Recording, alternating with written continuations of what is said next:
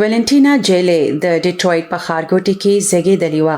له مونټینیګرو څخه راغلي د الباني نسل مهاجرو لور هغه رایادوي چې د هغې مور او پلار د خپلو 4 ماشومانو ته د ښه ژوند او ښه تعلیم لپاره به سخت کار کولو، خو د هغې ماشومتوب یو عادي ماشومتوب څخه ډیر لري وو.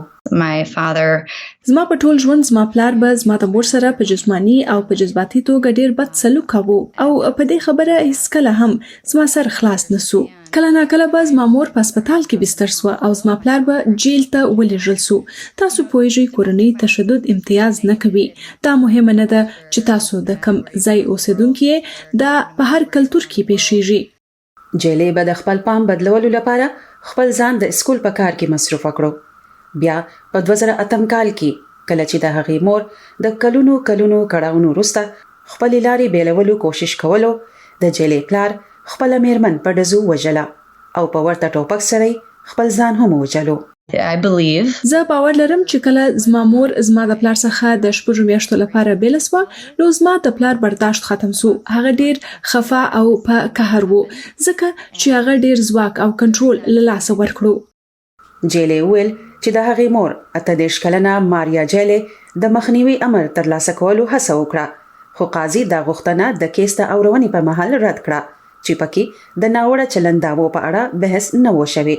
9 ورځې وروسته د هغې مور وژل شوه. قاضیانو زما مور ناکامه کړه. خلکو باور نه کاوه زما مور ناکامه کړه او په هر ځای کې ښځه هم دغه ډول ناکامه کیږي. په هغه وخت 18 کلنه جیلې د کالج طالب علم وه. هغې خپل ژوند په خپله تیرولو فیصله وکړه او د هغې نیا او نیکه د هغې وړو خویندرونو ساتنه په خپل سر واخیسته. زه مضبوطه او حوصله‌منده رالویه سوم او هڅه کوم چې نړۍ په دې پوه سي چې څوک د کورنۍ تشدد د لاسه د مرګ مستحق نه وي. اوس جیلې د صحت ته پاملرنې یوې ادارې پروګرام ډایرکټره ده او په میشیګن کې د خپل البانین امریکایي ټولنه کې د کورنۍ تشدد پر وړاندې کار کوي. د هغې خاوند مارکو روګري هم د هغې مرسته کوي. زموږ ترمنځ ډیره خوږه رشته ده. دا واده ویرونکي نه دی. کله چې تاسو پوهیږئ چې تاسو سره مساوي چلند کیږي، تاسو د مینې او د ملاتړ احساس لرئ. نگین شاه، وایس اف امریکا ډیوا، واشنگټن.